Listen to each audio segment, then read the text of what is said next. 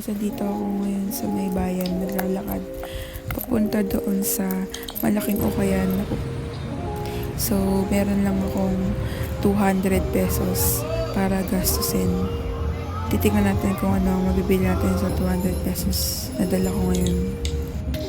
Ayun, ilang minuto bago ako nakatawid kasi kailangan ko pa silang hintayin. At ang init-init, kita nyo naman dito. Tirig na tirig yung araw.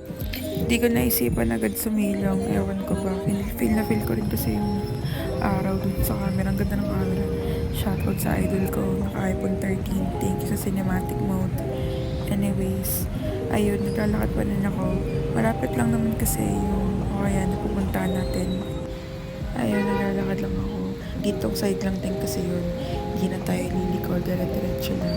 Ang mapapayo ko sa inyo ay magsuot kayo ng damit na hindi mahirap tanggalin, lalo na pag pupunta kayo sa thrift shop.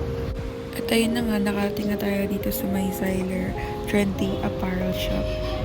Actually, di ko talaga alam kung Zyler ba talaga yung tamang pronounce dito. But anyways, ito na nga. Puro siya bags and shoes. Unti lang yung damit dito. 30% off sale din sila. Andito na ako sa loob. Maghahanap kasi tayo ng damit para sa date natin sa Sabado. I-date ko ang best friend ko. Sorry, puro hi guys yung intro. Pero ayun nga, ang ganda ng mga sapatos nila dito. Karamihan dito ay hindi ko size. Ang liliit ng size. Ito, tamang mirror shot muna tayo. Yan pala yung mga shoes nila dito. Napakadami. Meron ditong mga reps. Ito, mga dupe, ganun. Pero ang ganda nito, Puma. Wala lang, kay Rihanna kasi yan, kaya yun yung finiflex ko. Ngayon, ito pa, ganda rin, diba? Hindi ko sure kung legit to, pero ang ganda ng quality. Hindi ko na-check kung magkano, pero lahat to, sa pagkakaalala ko, ay less than 1K. Ayun, flex ko lang din tong mga leather shoes nila. Ito, ang ganda na to. Para siyang brand new. More than 1K yata yung price na to. Flex ko lang din yung mga heels nila. Ang gaganda talaga. Kaso wala akong size. Ang liliit kasi. My God, ang ganda itong loafers na to. Ang alam ko, wala pa tong 500. Mga 450 lang ata to or 350. Tapos ang ganda ng quality. Ayan, sinukot ko na nga. Ang ganda niya kasi. Nagdadalawang isip ako kung bibilin ko. Kaso pag binili ko kasi, ubos na yung allowance ko for 1 week. Ayun, tinanggap ko na agad na hindi ko siya kayang bilhin. Mag-move on na tayo, di natin kayang bilhin yun. Kung para sa atin talaga. Kaya pumunta na tayo dito sa pangalawang part ng Ukayan, yung puro damit.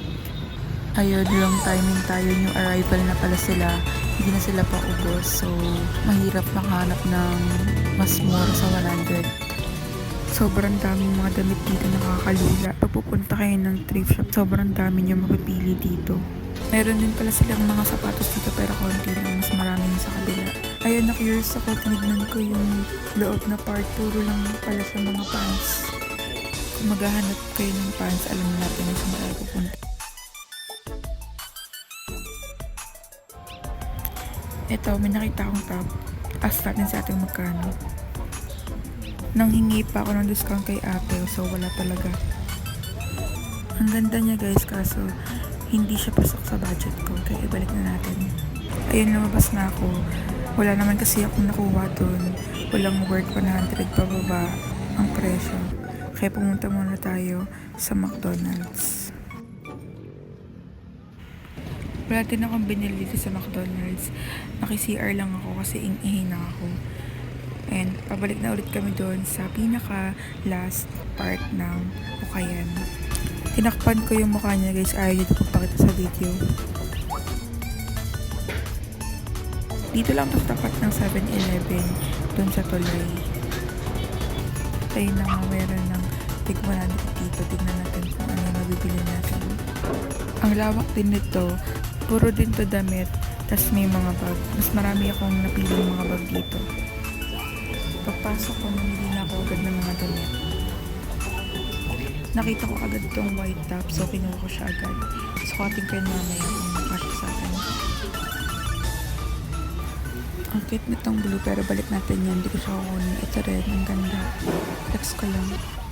Ito ang ganda sana kaso hindi siya sa akin. Ito guys, ang ganda.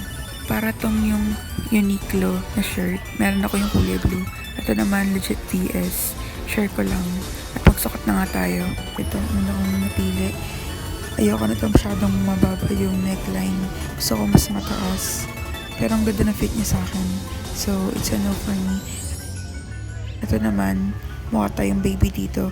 Pero, gets niya ba yung vibe na gusto ko?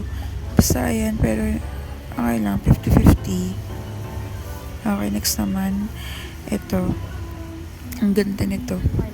Pero lahat na kasi naman ko kulay black. Pero ang ganda niya talaga. Hindi naman obvious na tuwang-tawa ako sa fitting niya. Ang ganda niya kasi talaga sa akin. Bagay siya sa iba kong damit. Next naman, ito. Ang ganda sana nito. Hindi niyo lang siguro ma-appreciate yung iba sa inyo kasi hindi siya nakaplansya. Pero, hindi ko lang siya kinuha kasi maliit. Next naman, ito guys. Ang ganda talaga. Tingnan niyo naman, feel na feel ko talaga. Para naman tayong Belle Hadid dito ang atake natin. Ito ang ganda, hindi ko lang siya sinukot kasi sabi ng kasama ko para akong atid ng binyag. Gusto ko talaga siya sukatin kaso nagmamadali na rin kasi ako, gusto ko na kumain. Ito pala yung napili ko. Flex ko lang to, ang ganda. Nakita ko siya online, ito yung presyo niya. Pero 950 mo lang to makukuha dito. Baka nga balikan ko to kasi ang ganda. Dito sa sadya to bumili ako ng skirt. Ito, sinukot ko na yung damit. Medyo maluwag lang siya sa pagdating sa neckline kasi hindi ko kinloose yung buttons doon pero meron yan. Sinukot ko lang yung dalawang skirt na napili ko. Ayoko na tong polka dots kasi parang masyadong magkalapit yung kulay nila ng blouse. Kaya pinili ko yung isa, yung parang cream or off-white. Ayun lang guys. See you sa part 2 ng aking vlog.